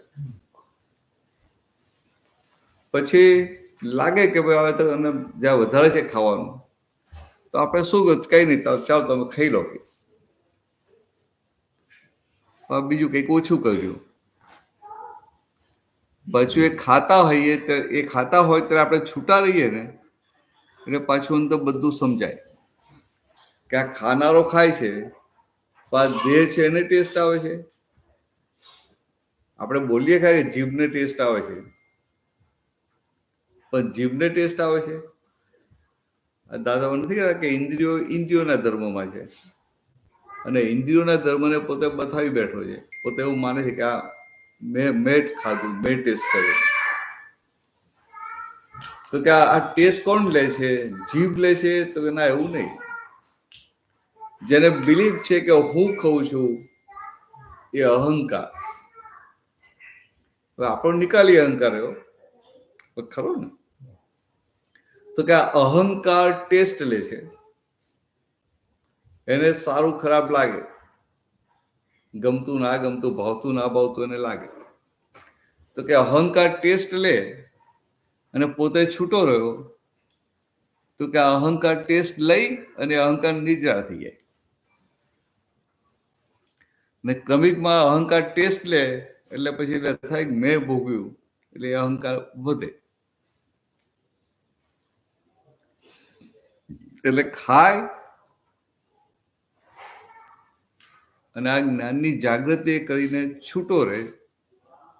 એટલે ખાય છતાં મુક્ત થતો જાય, કારણ કે એટલા કર્મો નિદ્રા થઈ ગયા. હવે સંજયભાઈ એની સામે ક્રમિકનું જુઓ ને તો ક્રમિકમાં તો જ્ઞાનીઓ શું કે, ક્રમિક ભાગના જ્ઞાનીઓ કે તમને ભાવતું ખાવાનું આવે ને તો થાળી ખસેડી નાખજો.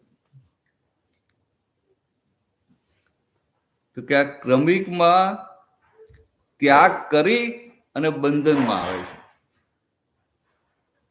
જ્યારે આપણને કેવું અક્રમ વિજ્ઞાન આપ્યું છે, ભોગવીને છૂટીએ છીએ, ભોગવીને મુક્ત થાય છે.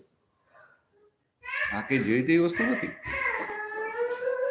પણ ભોગવીને મુક્ત થઈ જાય. આ વાત સાચી, પણ ભરેલો માલ છે, જાગ્રત રહેવું પડે કે ના રહેવું પડે. એટલે પછી એનો દુરુપયોગ ના થાય. પછી આપણે શું કહીએ કે આપણો અક્રમ છે, આપણે ભોગવી લો ને. કે આપણે ભોગવી લેવું નહીં તો ભોગવનાર ભોગવશે, અહંકાર ભોગવશે. પણ આપણું કામ તો જાણવાનું છે ને. હવે જાણવાનું ચૂકી જઈએ તો પ્રોબ્લેમ. એટલે બાકીનું આ બધું ગોઠવ્યું ને તો સરસ કામ થયું. આ તો ઉપયોગપૂર્વક તમે ખાઓ ને એટલે પચીએ જાય. ઉપયોગપૂર્વક ખાઓ ને એટલે ખાવાનું પચીએ.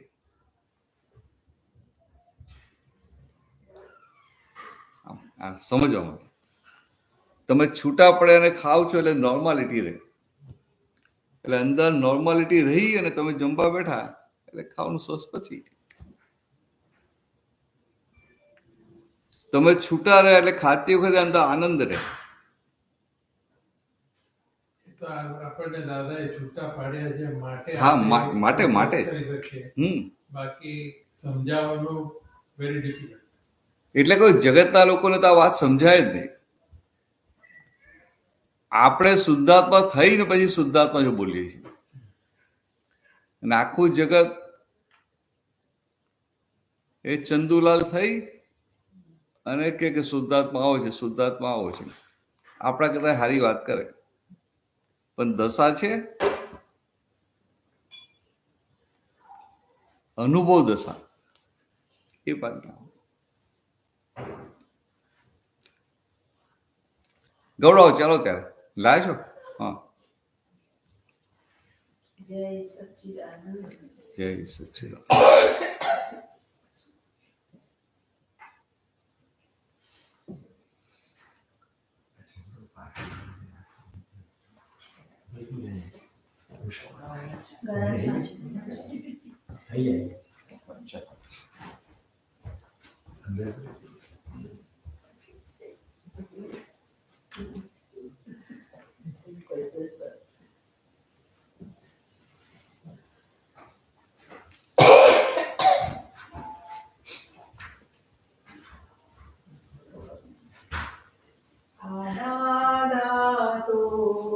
ફક્ત આંખોથી પી જાવાની વસ્તુ છે. દાદા તો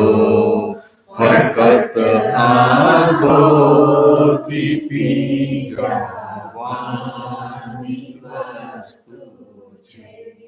તેની ક્રિયાસન તે ચિત્ત શુદ્ધિ અવિકારી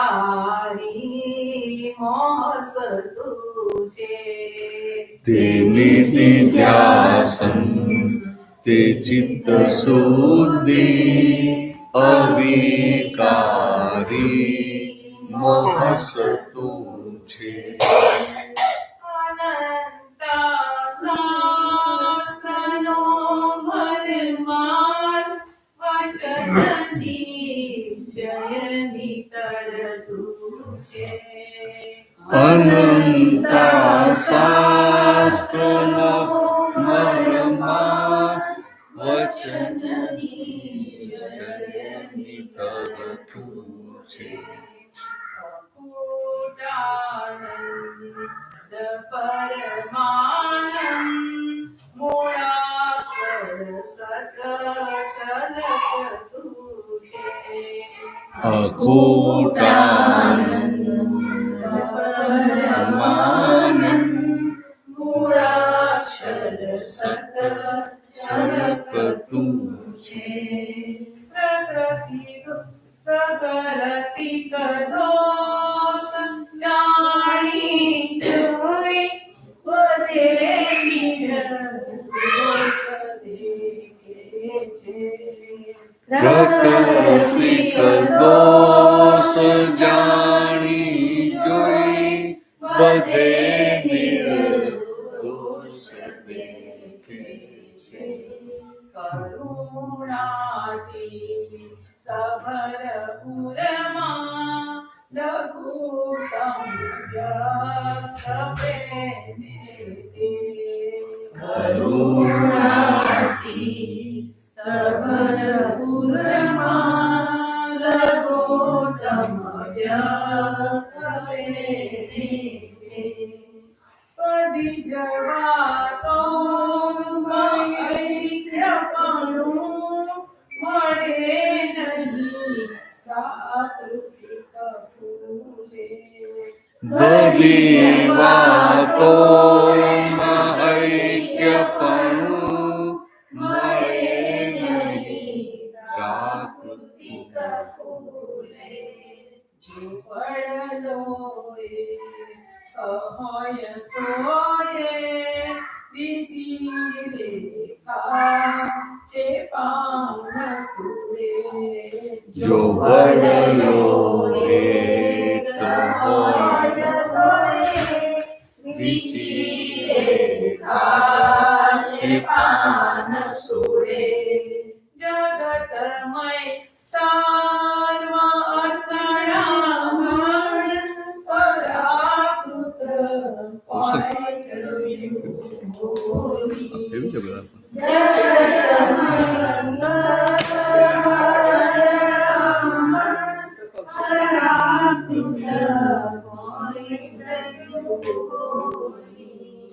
જે મળતું આવ્યું પોતાને પાછો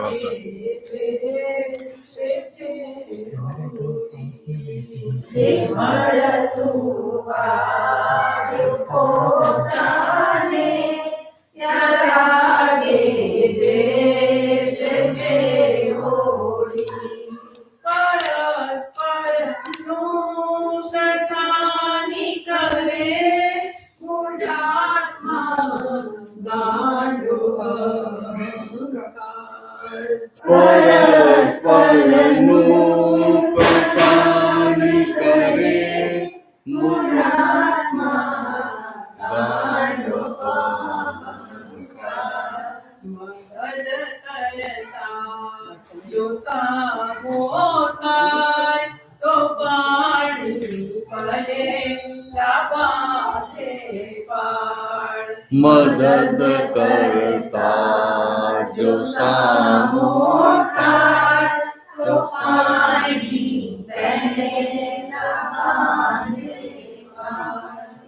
દાદા તો ફકત આંખો ટીપી જવાની વસ્તુ છે. આ દાદા તો ફકત આંખોથી પી જવાની વસ્તુ છે. બીજાને સવડા કરવાને પ્રયત્નો થાય પ્રેમ થકી. બીજાને સવડા કરવાના પ્રયત્નો થાય પ્રેમ થકી. જો પ્રત્યાઘાતી થાય ક્રિયા તો વળવું પડશે વેર બધી. જો પ્રત્યાઘાતી થાય ક્રિયા તો અવરું પડશે વેર બધી. કર્મ ઉદય થી જો આવ્યું તો લેશે આપણો જ હિસાબ. કર્મ ઉદયથી જો આવ્યું તો લેશે આપણો જ હિસાબ.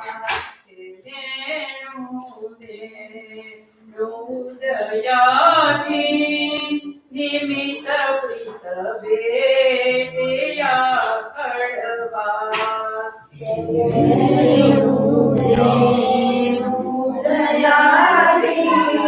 નિમિત્ત પ્રીત ભેટયા કડવાસ.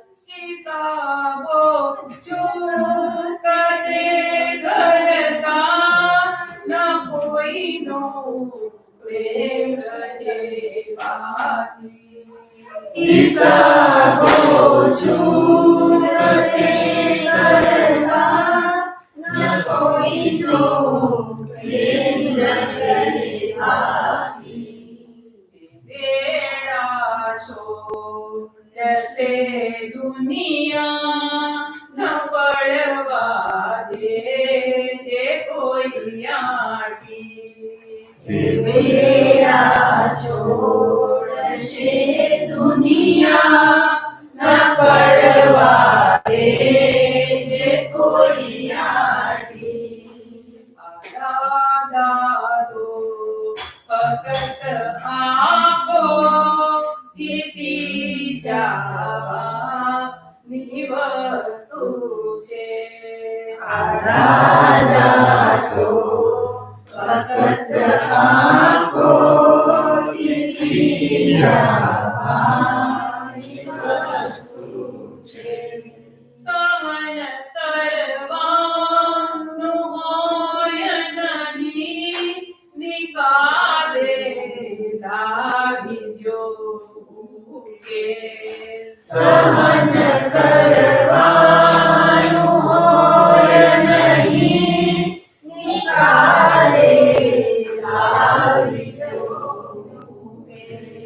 કઈ ભૂલથી સહન કર્યું તે ભૂલને માંગવાનું કહેલ. કઈ ભૂલથી સહન કર્યું તે ભૂલને ભાંગવાનું કહે. કોઈ પણ કારણે વિશ્વે નથી ક્લેશી થવા જેવું. કોઈ પણ કારણે વિશ્વે નથી ક્લેશી થવા જેવું. નવ પાપો નો છે હિસાબ વ્યવસ્થિત સમજીને કહેવું. પૂરવ પાપોનો છે હિસાબ વ્યવસ્થિત સમજીને કહેવું. પરિણામ આવે છે સામે વિગતથી કરવું સ્પષ્ટીકરણ. પરિણામ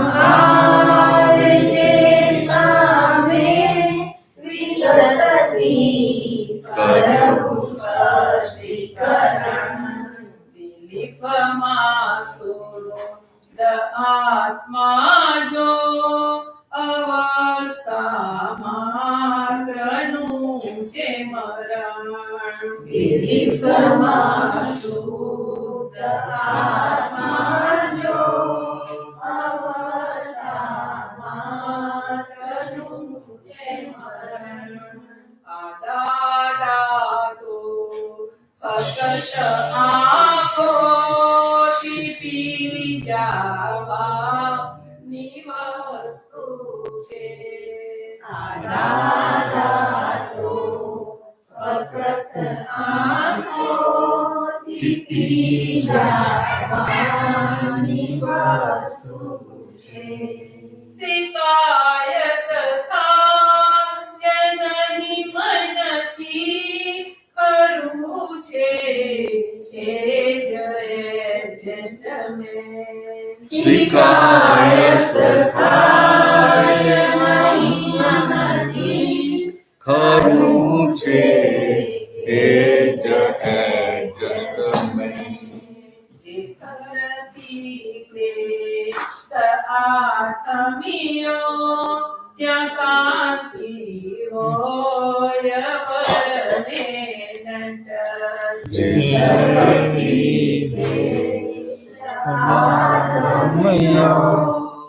શાંતિ રૂપી પૂતગલ દિયા વસ્તુ બધીએ હોય અંતવાળી. રૂપી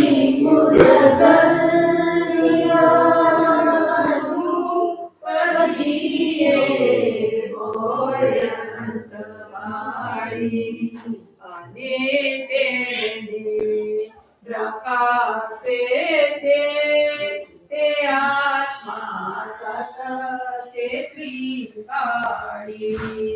અને તેને પ્રકાશે છે તે આત્મા સત છે ત્રિકાળી.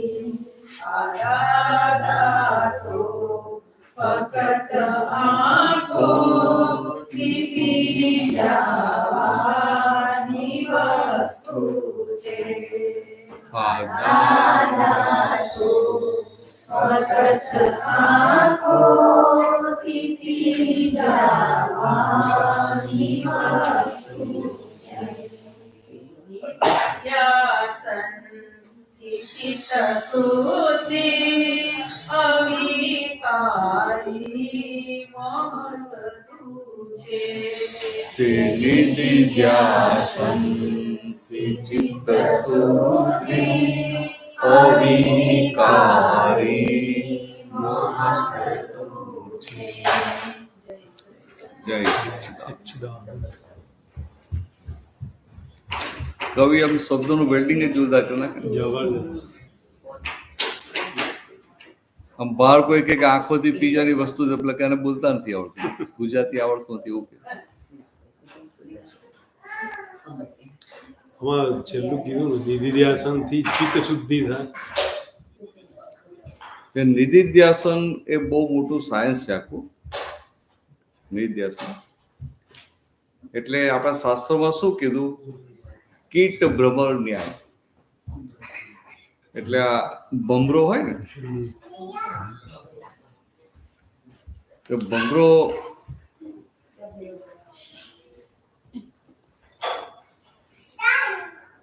એ હોય એના ઈંડામાંથી ઈયળ નીકળે અને ઈયળમાંથી પછી ભમરો થાય. એટલે વાત શાસ્ત્રમાં કહી દઉં કે ઈયળમાંથી ભમરો કેવી રીતે થાય? તો કે અંદર ઈયળ હોય ને તો પેલો ભમરો વારંવાર આવે અને એને ડંખ મારે. એને ડંખ મારે એટલે એને વેદના થાય, પેઇન થાય. એટલે ભમરાનો ગુંજવાનો અવાજ આવે એટલે એને થાય કે હમણાં આવશે અને મને આમ ડંખ મારશે. એટલે 24 કલાક એને નિર્દેશન કોનું રહે? પેલી ભમરાને. એટલે કે એ ઈયળમાંથી ભમરામાં રૂપાંતર પામે. એવું આ જગતમાં આપણે જેનું નિર્દેશન ફિટ થઈ જાય એવા આપણે થઈએ. એટલે આ નિર્દેશનનું વિજ્ઞાન શ્રેણિક રાજા હતા. સ્નેહિક રાજાની જબરજસ્ત પુણ્ય હતી કે ભગવાન મહાવીર સામેથી એમના મહેલમાં જાય છે.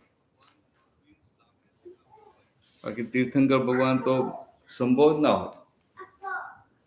અને આ બાજુ સ્નેહિક રાજા એવા ડેવલપ હતા તો ભગવાનને દૂરથી આવતા જુએ છે, એમનું ચિત્ત એકદમ ભગવાનમાં સ્થિર થઈ જાય છે. એટલે ભગવાન મહાવીરનું નિર્ધ્યાસન એમના મગજના એમના અંદર ચિત્તમાં સેટ થઈ ગયો. એવું સેટ થઈ ગયું કે નિર્ધ્યાસનને લઈને એમને ભાવિ તીર્થંકર ગોત્ર બાંધી લીધું. તીર્થંકર ગોત્ર તો આવતી 24 પહેલા તીર્થંકર થવાનો. તો મહાવીર ભગવાન જેટલું જ આયુષ્ય, 72 વર્ષનું આયુષ્ય, એટલી જ હાઈટ, એવો જ રૂપ, એવો જ દેખાવ, બધું એમને સિમિલર. તો એમને શું કર્યું? તો બીજું કંઈ જ નતું કર્યું. વ્રત નહીં, તપ નહીં, પચખાન નહીં, કશું જ નહીં. પણ ખાલી ભગવાનનું નિર્ધ્યાસન એમને ફિટ થઈ ગયું, તે પોતે ભગવાન થઈ ગયા. એટલે કે તે નિધિધ્યાસનથી ચિત્ત શુદ્ધિ અવિકારી મોહસ્તુ છે. તો કે આવા પુરુષનું નિધિધ્યાસન રહે ને તો કે આપણું ચિત્ત ઓટોમેટિક શુદ્ધ થઈ જાય. તો કે જેને આંખમાં સંસારની વૃત્તિ ના હોય, આંખમાં સાપોલિયા રમતા ના હોય, એવા વ્યક્તિને એવું નિધિધ્યાસન થયું ને, કામ કાઢી નાખે. તમે તૈયાર કરીને આવે નહીં આજે વાલા સૌ દાદાનું બોલવા માટે? હા. પછી કીર્તન ભક્તિ બોલાવવાની કે નહીં બોલાવવાની? કોણ બોલાવશે કીર્તન ભક્તિ? દાદા મને સમજાય ગયા. ચાલ બેટા બોલાવ બોલાવ. પછી આપણે આજે ટાઈમે પૂરું કરવું છે. 9 વાગી ગયા. મને તો હવે હમણાં જેટલી અસર થવા માંડી. ચલો સ્ટાર્ટ કરો. બધા ઓલ કિડ્સ ટુગેધર. હા, all kids together. Okay okay okay. ભગવાનના અસીમ જય જયકાર હો. ભગવાનના અસીમ જય જયકાર હો.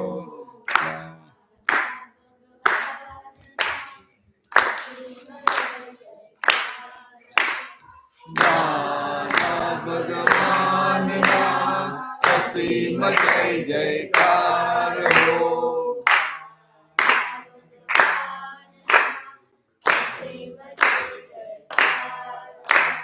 દાદા ભગવાનના અસીમ જય જયકાર હો.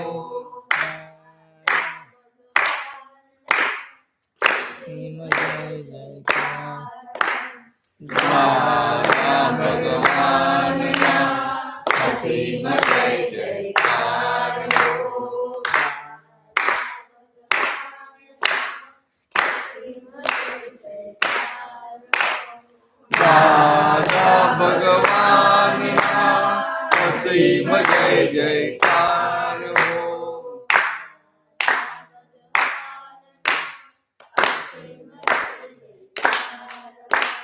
દાદા ભગવાનના અસીમ જય જયકાર હો.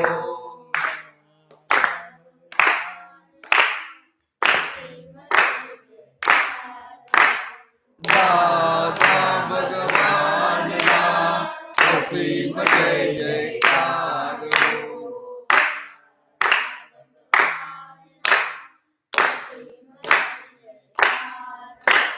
દાદા ભગવાનના અસીમ જય જયકાર હો.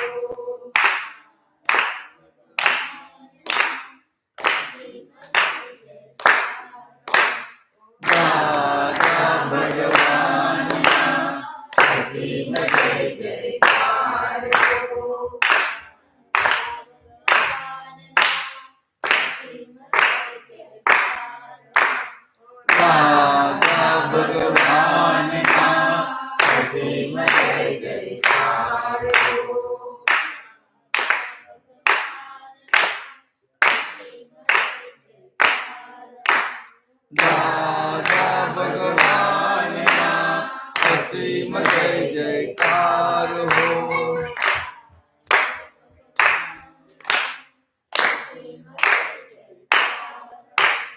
દાદા ભગવાનના અસીમ જય જયકાર હો.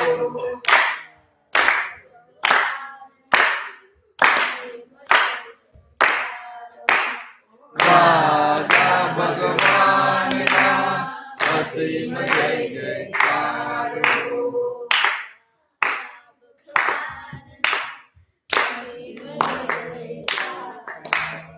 દાદા ભગવાનના અસીમ જય જયકાર હો. જય સચ્ચિદાનંદ. ચાલો પેલું બોલાવી લો. ચલો વારસ કહો.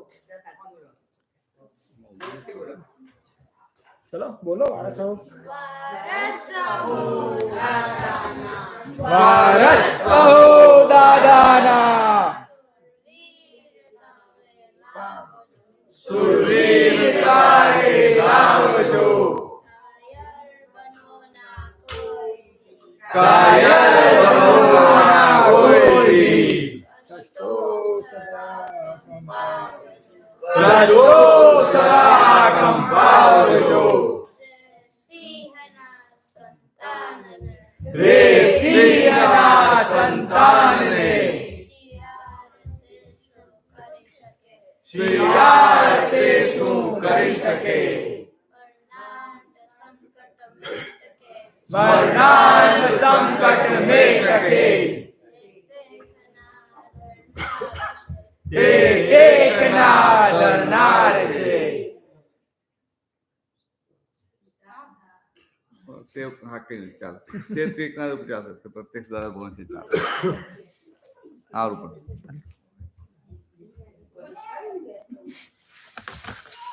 સારું તૈયાર કરી નાખ્યું. સરસ. જય સચ્ચિદાનંદ.